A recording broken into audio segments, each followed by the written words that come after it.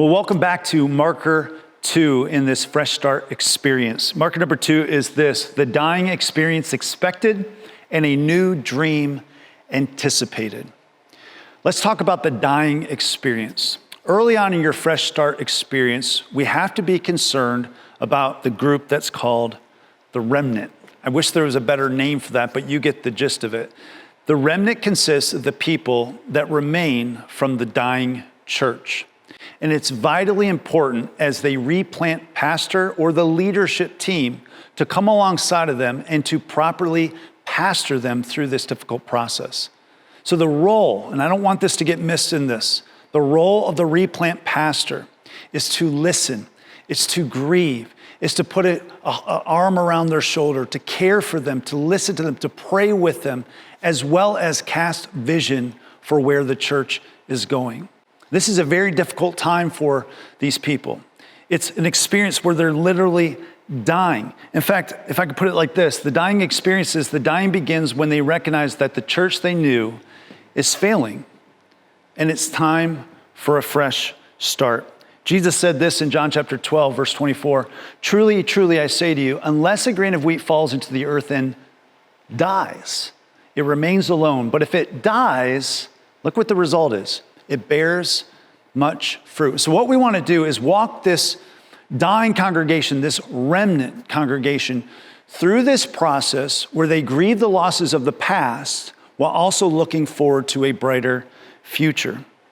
So this dying experience can often include things like this: saying goodbye to the former pastor. That's very difficult for a congregation to do.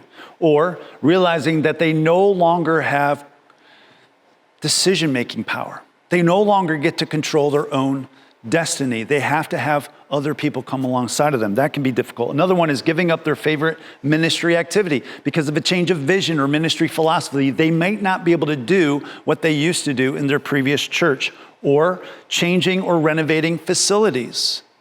This is so difficult for people who week after week came into their church building, and it's different now. One lady from one of our campuses, when we replanted that church, didn't even come into the building for a 6-month period of time. Even after we launched the new church, she wasn't there.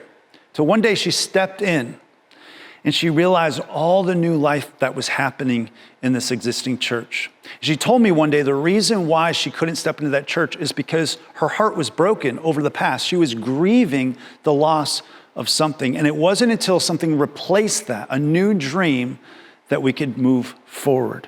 Or for some people, it's the church name change, a new identity that they really struggle with. This one time, I interviewed a lady from one of our churches that we helped replant, and she described it in these terms: it felt like a hostile takeover. In fact, her husband said to me one time, "I'll give you 6 months. You got 6 months to prove this will work, otherwise we're leaving." God bless this older couple's heart. They've become some of our nearest and dearest friends at this campus. But they were dying inside. And it wasn't until something replaced that dying experience that they caught the vision of what could be. 3 months after that gentleman said that to me, he was running around leading a group of 15 kids at our vacation Bible school, with over 60 kids who attended this vacation Bible school. He got it, but he had to die to himself. Some of the phrases that we've heard our remnant congregations say to us during the discovery process are things like, will we lose that close family atmosphere? They're wondering that. Or what will happen to Sunday school? Or can we handle a different style of music?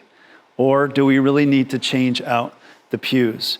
And so as the replant pastor, it's vital that you come alongside of these people and care for them in this great change. Here's the experience. For them, it's a daily step of letting go and trusting God for the future that they couldn't see. This is not going to happen just like that. You're going to have to come alongside of them and every single day pastorally care for those souls so that they can experience a new dream. And one of the exercises that I want you and your team to go through at some point, you can do this even now, is to write on a sheet of paper the following words: I see a church where. I see a church where, and then I want you to fill in that gap. Begin to dream as a team of what a preferred future could look like. I remember we did this years ago, and I've heard other churches do the same thing. And I've written down some examples for you to consider. Maybe a church where unchurched people enjoy coming to church and where Christians feel comfortable bringing their unchurched friends. That is what we're trying to build. Or how about this one? A church where every member is a minister that uses his or her gifts to make a difference. Wouldn't we want a church where instead of just a few people doing all the work, the majority of the people are doing the work of God? Or how about this one? A church where the children's ministry is the best hour of a child's week because of the fun and love they experience. Some of these dying churches, they don't even have kids in it. For them to imagine the possibilities of what could be could inspire some great energy and excitement. Or how about this one? A church where the older people of our community, as well as the remnant congregation, are not just marginalized, but are valued and are treated as indispensable for the future success of the church. And then finally, I've heard this, a church where our members are driven by God's vision and not by tradition. A church where we are bold and innovative in doing whatever it takes to advance God's kingdom. When you do this exercise, light bulbs are going to come off, especially when you walk this congregation through that dream and they begin to see the product. Excitement will build, hearts will be changed, and people will come on board. But it's vital to lead them through the dying experience to this new dream.